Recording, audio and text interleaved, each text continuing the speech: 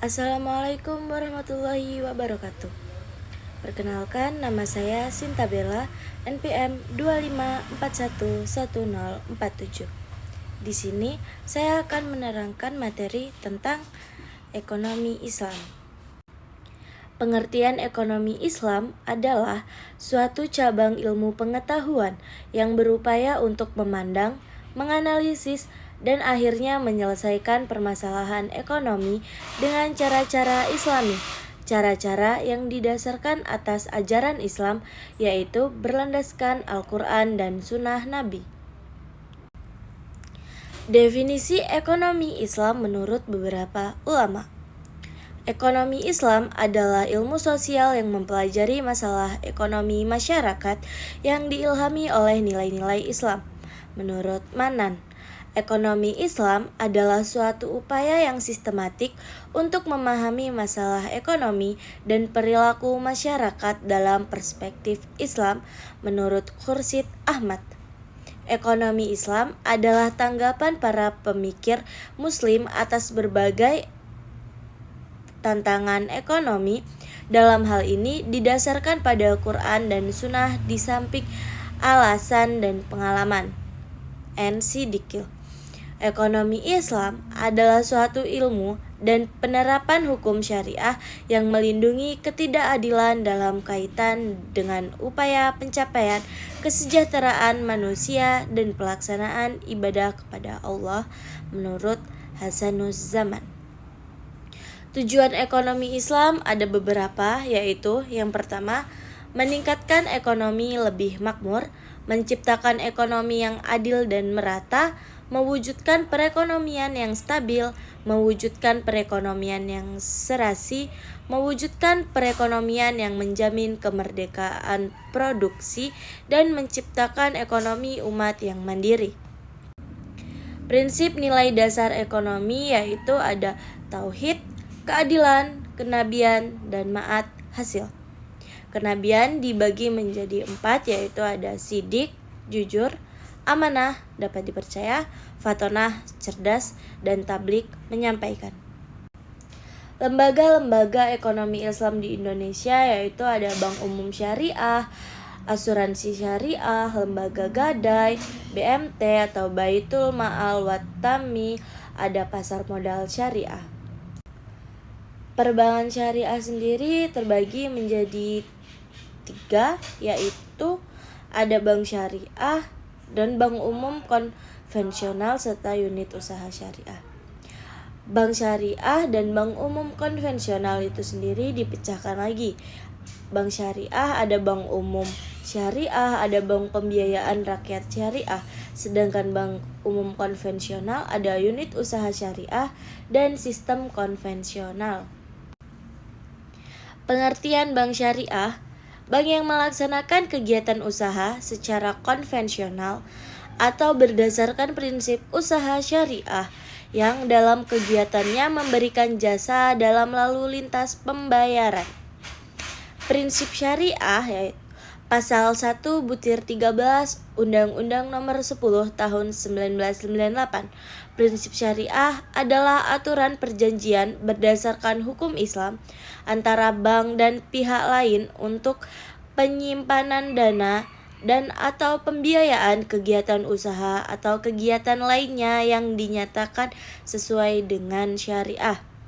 Prinsip bank syariah ada 5, yaitu prinsip bagi hasil, prinsip penyertaan modal, prinsip jual beli barang dengan memperoleh keuntungan, pembiayaan barang modal berdasarkan prinsip sewa murni tanpa pilihan, dan yang terakhir, pilihan pemindahan kepemilikan atas barang yang disewa dari pihak bank dan pihak lain. Peran bank syariah.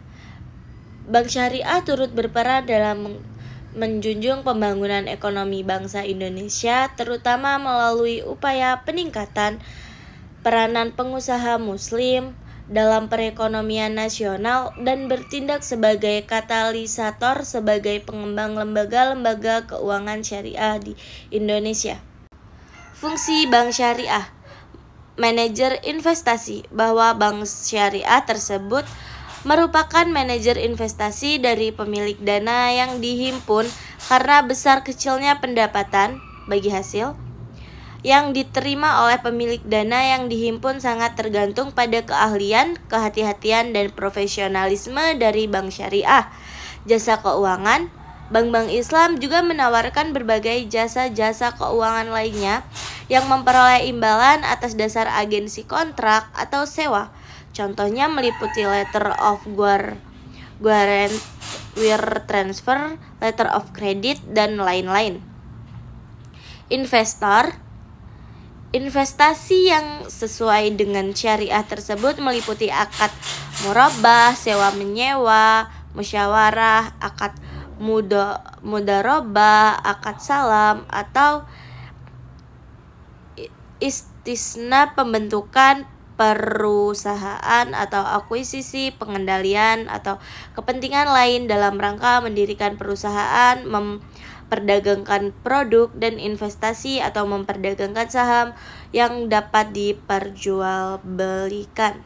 Fungsi sosial, konsep perbankan Islam mengharuskan bank-bank Islam memberikan pelayanan sosial, apakah melalui dana, qard, pinjaman kebijakan, atau zakat, dan dana sumbangan sesuai dengan prinsip-prinsip Islam. Kajian terhadap asuransi. Pemahaman terhadap asuransi konvensional adalah haram yang terkandung dalam unsur gharar, maisir, dan riba. Unsur gharar terdapat pada bentuk akad atau perikatan yang melandasi penutupan polis. Akad yang terdapat pada asuransi konvensional dikategorikan sebagai akad tapaduli atau akad pertukaran, yaitu pertukaran pembayaran premi dengan uang pertanggungan. Unsur gharar ini juga terdapat pada sumber dana pembayaran klaim pada asuransi konvensional adalah tidak jelas asalnya. Yang kedua, unsur maisir terjadi apabila peserta asuransi membatalkan kontraknya pada masa reversing period. Ia tidak akan menerima kembali uang yang telah dibayarkan, sebagian kecil saja, biasanya kurang dari 5%. Unsur riba terkandung dalam melakukan usaha dan investasi yang menggunakan sistem bunga, terutama oleh bank-bank konvensional dan fund manager companies. Definisi pegadaian syariah menjadikan suatu benda berharga dalam pandangan syara sebagai jaminan hutang dengan kemungkinan hutang tersebut bisa dilunasi dengan barang atau sebagainya. Rukun dan syarat pegadaian syariah ada 3, yaitu rahin, murtahin, dan marhun. Rahin yaitu orang yang menggadaikan, murtahin yaitu orang yang menerima gadai, dan marhun yaitu barang jaminan. Marhun sendiri ada beberapa syarat, yaitu mempunyai nilai menurut syariat, harus ada pada waktu akad, dan harus bisa diserahkan seketika kepada murtahin atau wakilnya. Marhun, bih atau dain, hutang, dibagi menjadi 3, yaitu harus jelas rahin dan murtahin, harus tetap dapat dimanfaatkan, serta yang terakhir harus lazim, mengikat pada waktu akad. Ada ijab dan qabul, pernyataan gadai dari para pihak. Keduanya jelas mengungkapkan keinginan untuk akad. Kesesuaian qabul dengan ijab, masing-masing orang yang berakad mengetahui maksud lawannya. Persembahan qabul dengan ijab dalam majelis akad. Pengertian Baitul Mal wat Tamwil (BMT). Menurut Husain dan Hasan Ali, BMT adalah lembaga keuangan mikro yang dioperasikan dengan prinsip bagi hasil, menumbuh kembangkan bisnis usaha mikro dan kecil dalam rangka mengangkat derajat dan martabat serta membela kepentingan kaum fakir miskin, ditumbuhkan atas dasar prakarsa dan modal awal dari tokoh-tokoh masyarakat setempat dengan berlandaskan pada sistem ekonomi yang salam, yaitu keselamatan, berintikan keadilan, kedamaian, dan kesejahteraan. Menurut Heri Sudarsono 2007, BMT yaitu lembaga yang mengarah pada usaha-usaha pengumpulan dan penyaluran dana yang non-profit seperti halnya zakat, infak, dan sedekah. Fungsi BMT itu baitul ma'al. Bait sama dengan rumah, ma'al sama dengan harta. Menerima titipan dana zakat, infak, dan sedekah serta mengoptimalkan distribusinya sesuai dengan peraturan dan amanahnya.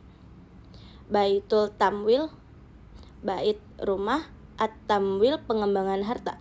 Melakukan kegiatan pengembangan usaha, usaha produktif, dan investasi dalam meningkatkan kualitas ekonomi pengusaha mikro dan kecil, terutama dengan mendorong kegiatan menabung dan menunjang pembiayaan kegiatan ekonominya.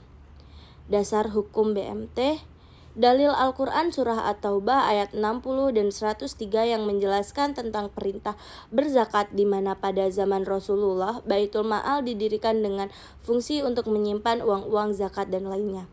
Dalil Al-Quran Surah Al-Baqarah ayat 275-280.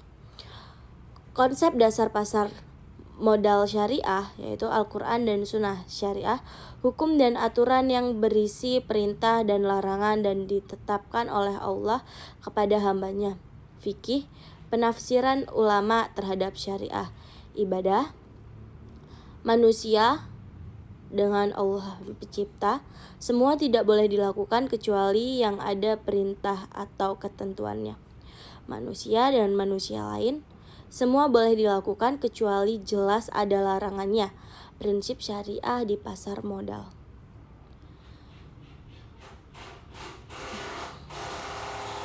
A. Pembiayaan dan investasi pada aset atau kegiatan usaha yang halal, spesifik, dan bermanfaat dan dilakukan dengan bagi hasil. B. Uang adalah alat bantu pertukaran nilai. Pemilik harta menerima bagi hasil dari manfaat yang timbul dari kegiatan usaha, maka pembiayaan dan investasi harus pada mata uang yang sama dengan pembukaan kegiatan usaha.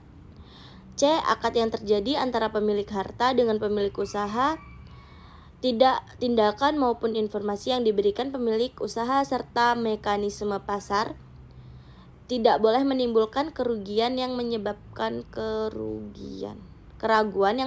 kerugian.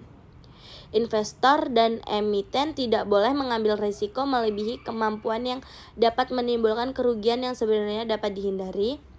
Investor, emiten maupun bursa dan self-regulating organization lainnya tidak boleh melakukan hal-hal yang menyebabkan gangguan yang disengaja atas mekanisme pasar, baik dari segi penawaran maupun dari segi permintaan.